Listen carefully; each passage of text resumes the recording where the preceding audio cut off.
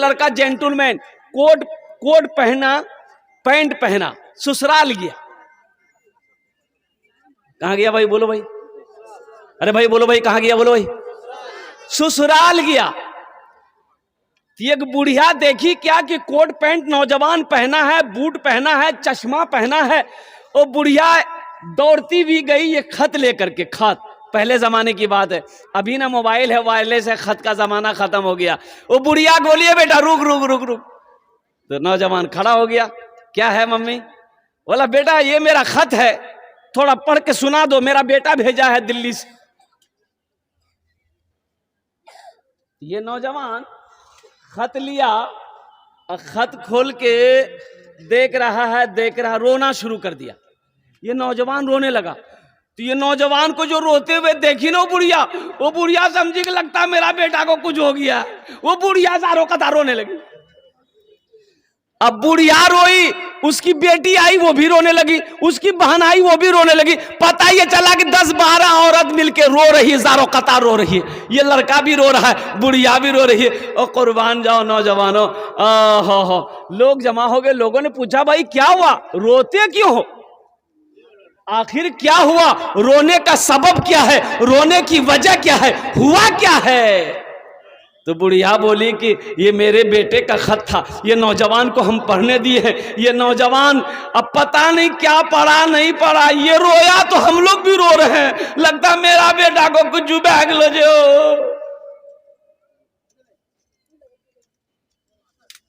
हाँ, एक पढ़ा लिखा नौजवान आया उधर से, तो उस नौजवान के हाथ से खत ले लिया। बोला भाई लाओ तो खत, तुम काहे रो रहे हो?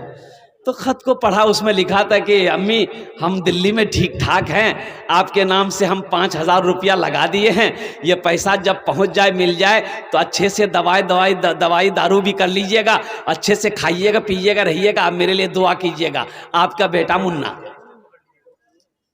तो सारे लोग पूछने लगा उस लड़के से कि तुम ये खत देख के रोने कहे लगे?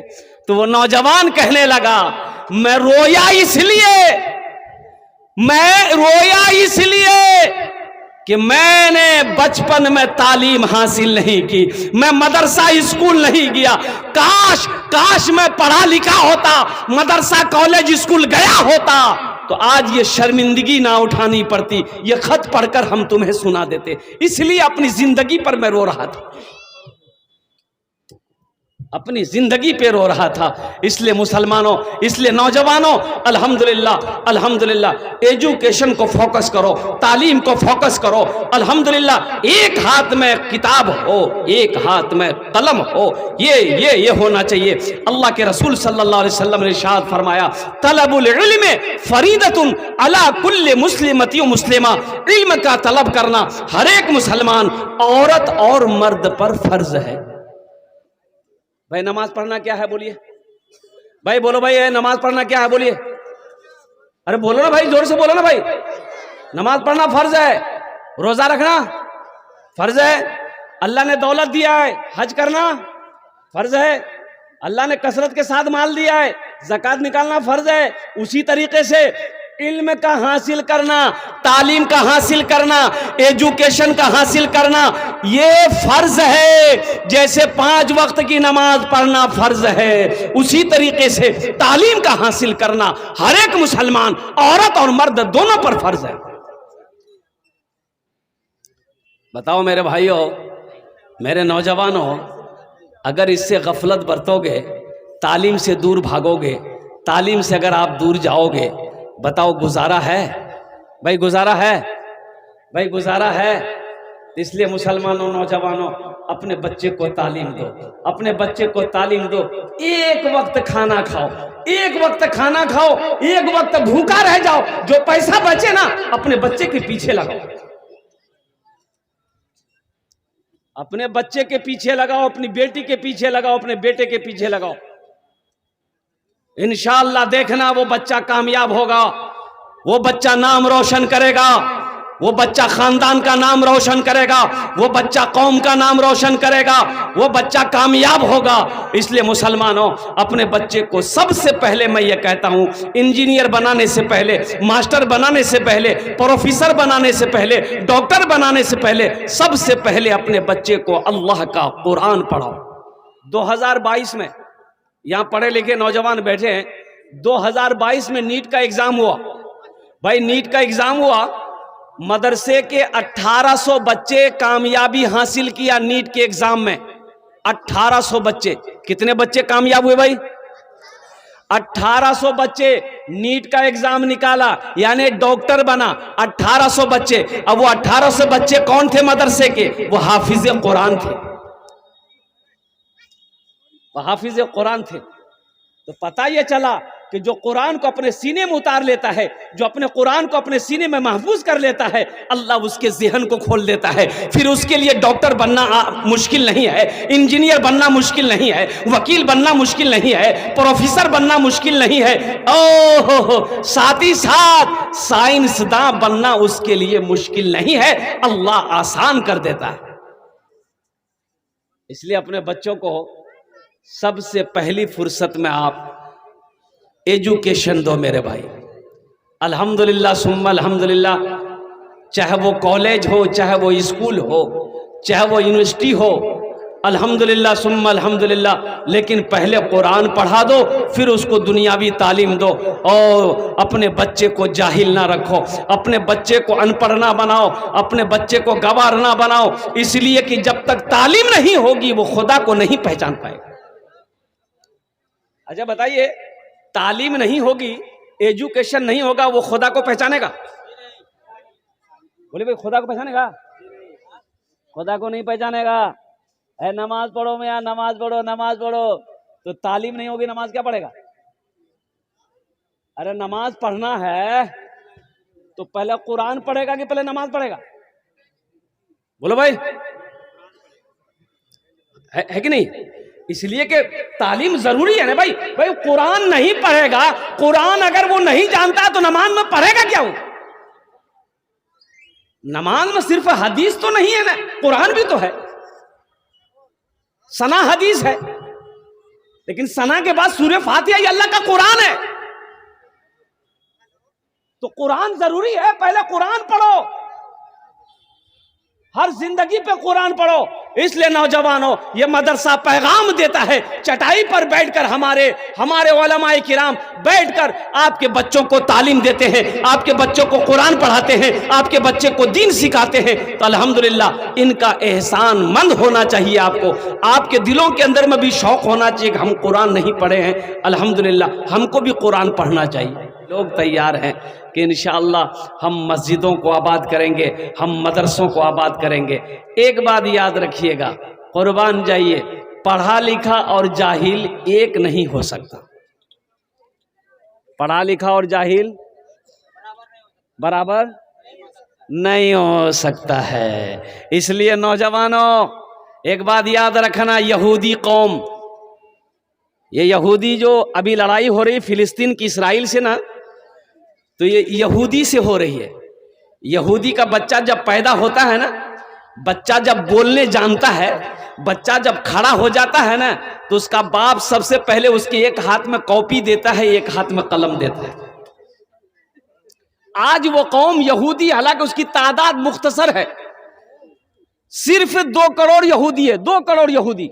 आपको पता होना चाहिए 2 करोड़ यहूदी पूरी दुनिया के अंदर में हावी है। आखिर इसकी वजह क्या है? तो पता यह चला वो कौम तालीम याफ्ता कौम है, वो कौम तालीम को, एजुकेशन को फोकस करती है। कुर्बान जाओ, आज यही वजह है कि हम मोबाइल में फेसबुक चलाते हैं। इसका ये फेसबुक का इजाद करने वाला कौन है? यहूदी है। व्हाट्सएप है, इसका इजाद करने वाला कौन है? वो यहूदी है। और कुर्बान जाओ, वो एक क्रीम लगाते हैं, हम लोग एक क्रीम लगाते हैं ना, नौजवान लोग लगाता है, फेयर हेयर होल्डर, क्या नाम उसका, fair lovely, fair hair lovely.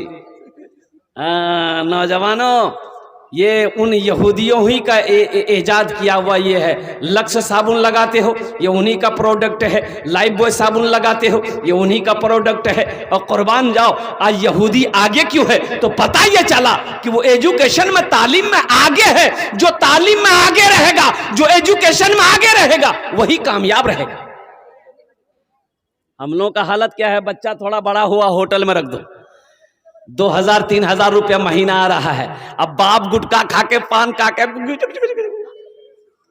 बेटा मेरा खट रहा है होटल में, 3000 रुपये 2000 रुपये महीना आ रहा है। वही बेटा थोड़ा बड़ा हुआ, पंजाब भेज दिया, दिल्ली भेज दिया। बताओ, वही बच्चा बूढ़ा, जब तुम बूढ़ा हो जाओगे, वही बच्चा खुट्टा में बांध के मारेगा। अपने बच्चे को तालीम दो मुसलमानों, अपने बच्चे को कुरान से जोड़ो मुसलमानों, और खुद कुरान से जुड़िए, अपने बच्चों को भी कुरान सुनाइए। मैंने 65 साल से 75 साल के 6 लोगों को कुरान पढ़ाया, अल्हम्दुलिल्लाह। 65 साल से 75 साल के बूढ़े लोगों को, मैं इमाम ना हूं, 6 लोगों को कुरान पढ़ाया। सुभान अल्लाह बोले तो माशाअल्लाह। 6 लोगों को, कोई मुश्किल नहीं है। आपकी उम्र हो गई 50 साल 60 साल, कुरान नहीं पढ़े, बचपन में नहीं पढ़े, जवानी में नहीं पढ़े, बूढ़ा हो गए, तो कोई मुश्किल नहीं है। ये जो मदरसा है ना, मदरसा रियाजुल उलूम इस्लामपुर सफदलपुर, अल्हम्दुलिल्लाह, रोजाना 10 से 15-20 मिनट टाइम निकालो। मेरा मशवरा है, नाकिस मशवरा है। रोजाना मेरे बच्चों, नौजवानों, 10 से 15-20 मिनट टाइम निकालो, मदरसे में आ जाओ। मदरसा अगर दूर है, मस्जिद का इमाम है ना, उसके पास बैठ जाओ 10 मिनट। क्या मिनट भाई? बोलो भाई, अरे भाई बोलो भाई। 10 से 15-20 मिनट के, हजरत मुझे कुरान पढ़ना है, हजरत मुझे कुरान पढ़ना है, आप मुझे थोड़ा टाइम दे दे, बड़ी मेहरबानी होगी।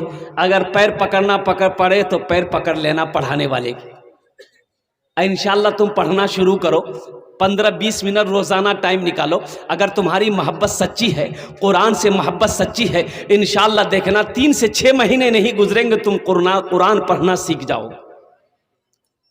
मुसलमान हो, कुरान ना पढ़ना जानता हो, ये अफसोस है। मुसलमान का बच्चा हो, कुरान ना जानता हो, ये अफसोस है।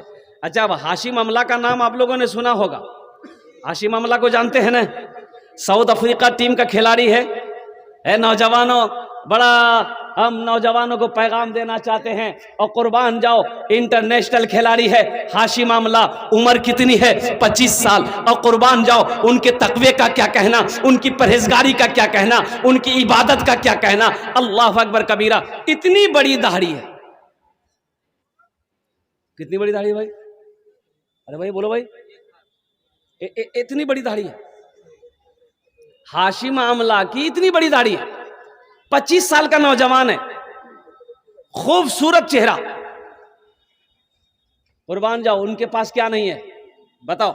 हाशिम अमला के पास क्या नहीं है? दौलत की कमी नहीं है, शोहरत की कमी नहीं है, इज्जत की कमी नहीं है, जवान है, हट्टा कट्टा है, उनके बावजूद भी इतना सोमो सलात का पाबंद है। और कुर्बान जाओ, मीडिया वालों ने पूछा, ए हाशिम अमला, इन यहूदियों, इन क्रिकेटों, इन साथियों के साथ आप रहते हो, ये लोग तो दूसरे मजहब को मानने वाले हैं, आप मजहब इस्लाम को फॉलो करते हैं, आप नमाज पढ़ते हैं, ये लोग डिस्टर्ब तो नहीं करता है? और कुर्बान जाओ, उन्होंने जवाब दिया, नहीं नहीं नहीं, ये लोग मेरे बड़े अदब करते हैं, बड़े एहतराम करते हैं जब मैं नमाज पढ़ता हूं। और कुर्बान जाओ, अब जब मैं नमाज पढ़ता हूं, कोई मेरे रूम में, होटल के रूम में दाखिल नहीं होता है। और जब मैं सफर में करता हूं, चाहे वो प्लेन में सफर करूं, ट्रेन में सफर करूं, वो बस में सफर करूं, मेरे हाथों में अल्लाह का कुरान होता है। नौजवानों, आज तो कुरान पढ़ना बड़ा आसान हो गया है। मोबाइल का जमाना है, सोशल मीडिया का जमाना है। कुरान में अल्हम्दुलिल्लाह, मोबाइल में कुरान मंगाओ, कुरान पढ़ो। अब मोबाइल में कुरान पढ़ोगे, वजू बनाने की जरूरत नहीं है, वजू बनाने की जरूरत नहीं है।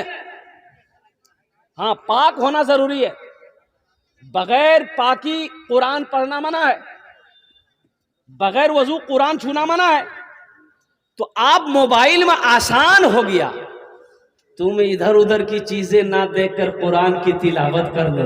सुबह अगर कुरान की तिलावत कर लो, अल्लाह सुबह से लेकर शाम तक तेरी हिफाजत फरमाएगा। जो काम में जाओगे वो काम बन जाएगा, वो काम में कामयाबी मिल जाएगी। शर्त है कि तुम कुरान से जुड़ जाओ। इसलिए मेरे भाइयों, मेरे नौजवानों, ये मेरा पैगाम था, आप लोगों तक पहुंचाना था, मैंने पहुंचा दिया है मेरे भाई। अल्हम्दुलिल्लाह इन मदरसों को आबाद करो। अल्लाह अकबर कबीरा। अल्लाह के महबूब जनाब मोहम्मदुर रसूलुल्लाह सल्लल्लाहु अलैहि वसल्लम का घर मदरसा है, मस्जिद अल्लाह का घर है, मदरसा रसूलुल्लाह का घर है। और कुर्बान जाओ, मस्जिद नबवी की जब बुनियाद रखी गई, अल्लाह के महबूब ने मस्जिद नबवी में एक कोने में मदरसा खोला, एक मदरसा खोला। हम चाहते हैं कि हर मोहल्ले में, हर बस्ती में कम से कम 1-2 मदरसे होना चाहिए। हर एक मदरसे, हर एक मोहल्ले में 1-2 मकतब होनी चाहिए, ताकि हमारा बच्चा कुरान पढ़े, कुरान सीखे। अल्लाह के रसूल ने इरशाद फरमाया, खैरुकुम मन तअल्लमल कुरान व अल्लमहु, तुम में सबसे अच्छा वो है, बेहतर वो है, अफजल वो है जो कुरान सीखे, दूसरों को सिखाए। इंशाअल्लाह कुरान सीखेंगे मेरे भाई? जरा हाथ उठाओ, इंशाअल्लाह मैं दुआ कर दूंगा। अल्हम्दुलिल्लाह। वाह भाई वाह, ये सारा मजमा तैयार है कुरान सीखने के लिए, अपने बच्चों को कुरान पढ़ाने के लिए, चाहे वो बेटी हो चाहे वो बेटा हो। मुसलमानों, अपने बच्चे को एजुकेशन से क्या कहते हैं कि आरास्ता करो। अपने बच्चों को, चाहे वो एक वक्त भूखा क्यों ना रहना पड़े, लेकिन अपने बच्चे को जाहिल मत रखना। अपने बच्चे को, अच्छा सर्वे किया, सच्चर कमेटी की रिपोर्ट के मुताबिक एक सर्वे किया गया पूरे हिंदुस्तान का, हर कौम का, हर मजहब का सर्वे किया गया। आप जानते हैं उस सर्वे में मुसलमान सबसे पिछड़ा जाति घोषित किया गया कि मुसलमान तालीम में पीछे है, मुसलमान पढ़ाई में पीछे है, मुसलमान एजुकेशन में पीछे है। यही वजह है कि आज हम कामयाब नहीं हैं। आज नौकरियां कै % हमारे नौजवानों को नौकरी मिल पाती है भाई? कै % हमारे पास नौकरियां रह गई है? इसकी वजह यही है कि हमने तालीम हासिल करना छोड़ दिया, हमने पढ़ना छोड़ दिया है। इसलिए मुसलमानों, जगो जगो, अगर कामयाब होना चाहते हो, दूसरी कौमों से आगे निकलना चाहते हो, तो तालीम को फोकस करो, तालीम को फोकस करो।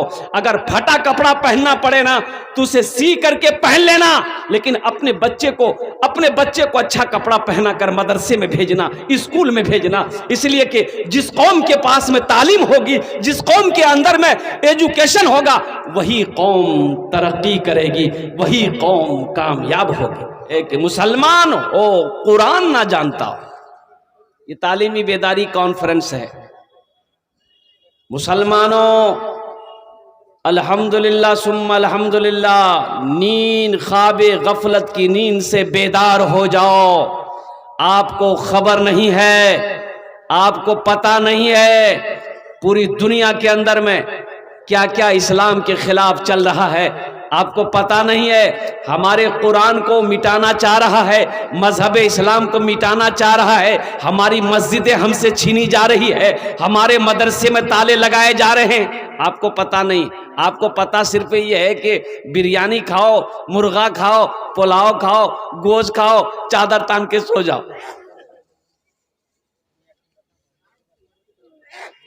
आसाम के अंदर में 800 मस्जिद में ताला लगा दिया गया, मदरसे में।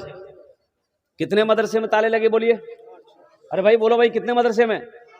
800 मदरसे में ताला लगा दिया। वहां की गवर्नमेंट, वहां की सरकार ने ये कह करके ताला लगाया कि ये मदरसे नहीं है, ये दहशतगर्दी का अड्डा है, यहां बच्चों को कुरान नहीं पढ़ाया जाता है, बल्कि बच्चे को दहशतगर्द बनाया जाता है। वो सरकार नहीं चाहती है कि मुसलमान कुरान पढ़े, नहीं चाहती।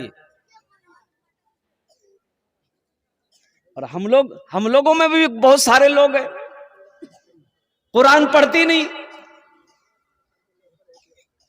कुरान पढ़ते ही नहीं है। हम लोग फुर्सत कहां है? कुरान पढ़ने की फुर्सत नहीं है। सहरा में जंगलों में, सहरा में जंगलों में, बयाबान में पढ़ो,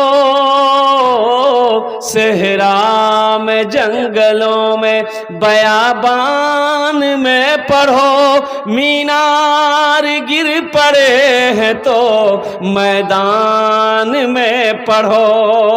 ये बेखबर नजूमी तुम्हें क्या बताएंगे, कल होने वाला क्या है, कल होने वाला क्या है। ये कुरान में पढ़ो, कल होने वाला क्या है, ये कुरान में पढ़ो। मेरे कुरान में क्या नहीं है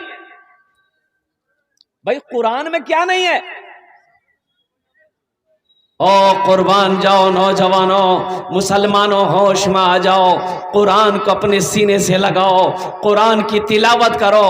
अल्लाह ताला घर में बरकत देगा, अल्लाह रोजी में बरकत देगा, अल्लाह उम्र को बढ़ा देगा। कुरान को सीने से लगाओ, इंशाअल्लाह यहां भी भलाई है, आखिरत में भी भलाई है। इंशाअल्लाह कुरान पढ़ेंगे भाई कितने लोग तैयार हैं? इंशाअल्लाह हाथ उठाओ, इंशाअल्लाह मैं दुआ करूंगा। अल्हम्दुलिल्लाह, वाह भाई वाह। अच्छा, कुछ ही लोग उठाए हाथ, सारे लोग कुरान पढ़ने के लिए हाथ नहीं उठाए।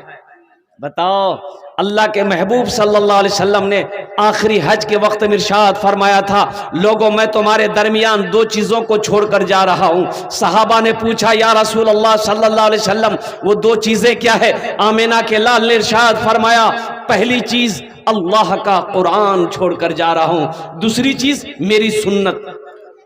दूसरी चीज क्या है भाई? क्या है? सुन्नत।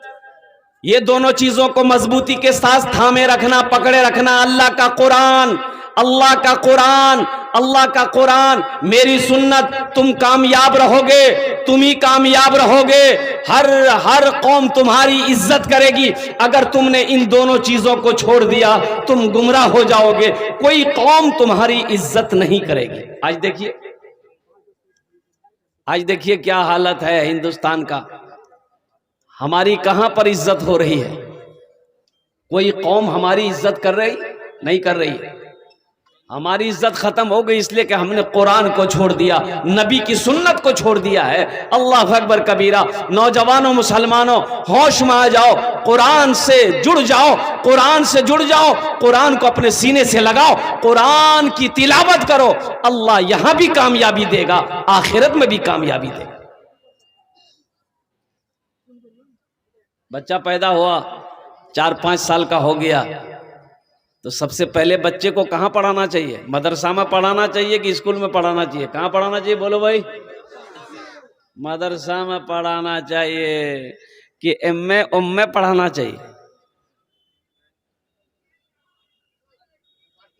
बच्चे को मदरसे में पढ़ाओ सबसे पहले। देखिए, हम मना नहीं करते आप बच्चे को इंग्लिश मीडियम स्कूल में मत पढ़ाइए, शौक से पढ़ाइए। इसलिए कि हमारी कौम को डॉक्टर की भी जरूरत है, इंजीनियर की भी जरूरत है, प्रोफेसर की भी जरूरत है, मास्टर की भी जरूरत है, साइंसदान भी की जरूरत है। लेकिन मैं चाहता हूं कि मेरा बच्चा जाहिल ना रहे, मेरा बच्चा अनपढ़ ना रहे, मेरा बच्चा अल्हम्दुलिल्लाह सबसे पहले हिंदी से पहले, ज्योग्राफी से पहले, साइंस से पहले, मराठा से पहले, पंजाबी से पहले, बंगला से पहले, मेरा बच्चा दुनिया का हर सब्जेक्ट से पहले जो मेरा बच्चा पढ़ेगा वो अल्लाह का कुरान पढ़ेगा।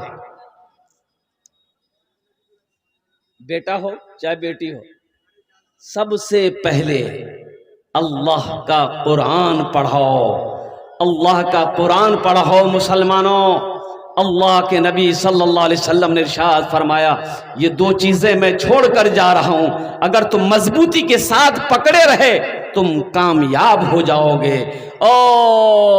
मंजिले मकसूद तक तुम पहुंच जाओगे, दुनिया भी गुजर जाएगी, आखिरत भी सवर जाएगी। लेकिन अफसोस का मकाम है कि आज इन्हीं दो चीजों को हम छोड़े हुए हैं। हम आज इन्हीं दो चीजों को छोड़े हुए हैं, कुरान को छोड़े हुए हैं। अब बताइए, इस मजमे के अंदर में कितने भाई मेरे ऐसे हैं जो आज फजर की नमाज पढ़कर कुरान की तिलावत किए हैं? जरा ईमानदारी के साथ हाथ उठाइए कि हजरत आज हम फजर की नमाज पढ़ के कुरान की तिलावत किए हैं, पूरे दिन भर के अंदर में कुरान की तिलावत किए हैं। कितने मुसलमान हैं? जरा हाथ उठा के बताइए तो मुझे। ये देखिए, 1 2 3, बताइए कितने लोग बैठे हैं? कितने लोग बैठे हैं? कई सौ लोग बैठे हैं। कई सौ लोगों में सिर्फ 3-4 आदमी आज फजर की नमाज पढ़ के कुरान की तिलावत किया है। अब बाकी लोग, हाँ, कुरान सिर्फ रखने वाली किताब नहीं है, रखने के साथ साथ कुरान पढ़ने वाली किताब है। ये हिदायत वाली किताब है। अल्लाह अकबर कबीरा। इसलिए नौजवानों, मुसलमानों, अगर रोजी में बरकत चाहते हो, घर में बरकत चाहते हो, अगर चाहते हो कि मेरी जिंदगी अच्छी गुजरे, अल्लाह की मोहब्बत मेरे सीने में उतर जाए, अल्लाह के महबूब सल्लल्लाहु अलैहि वसल्लम की मोहब्बत मेरे सीने में उतरे, तो कुरान से जुड़ना होगा, नबी की सुन्नत से जुड़ना होगा। आज हमारी हालत क्या है? हमारी मस्जिदों का क्या हाल है भाई? हमारी मस्जिदें खाली रहती है भाई। जो लोग खड़े हैं बैठ जाओ, ए बाबू, ए बाबू बैठ जाइए, बैठ जाइए, बैठ जाइए। देखिए पढ़ा लिखा नौजवान सब है, देखिए, ये देखिए इधर भी पढ़ा लिखा नौजवान सब बैठ जाएगा। ए बाबू बैठ जाओ, तरा तो करो ना बाबू, बो से जानो खाने अल्हम्दुलिल्लाह। ये देखिए माशाल्लाह, देखिए लड़का सब पढ़ा लिखा समझदार बच्चा सब है, सब बैठ जा रहा भाई। भाई जल्दी करो, तरा तो करो, बो से जानो खाने अल्हम्दुलिल्लाह। वाह भाई,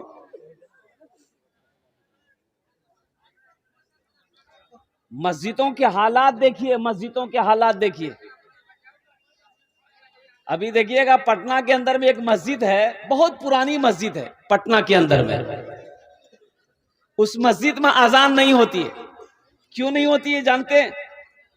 उस मस्जिद में अजान देने वाला कोई नहीं है, इसलिए उस मस्जिद में अजान नहीं होती। मुसलमानों को मार्केट में बड़ा मन लगता है, बाजार में बड़ा मन लगता है। सुबह अगर पूर्णिया चला जाए, घंटों घंटा दुकान में बैठकर गुजार देगा, चाय की दुकान में, होटलों में, मार्केट में, लेकिन मस्जिद में दिल नहीं लगता।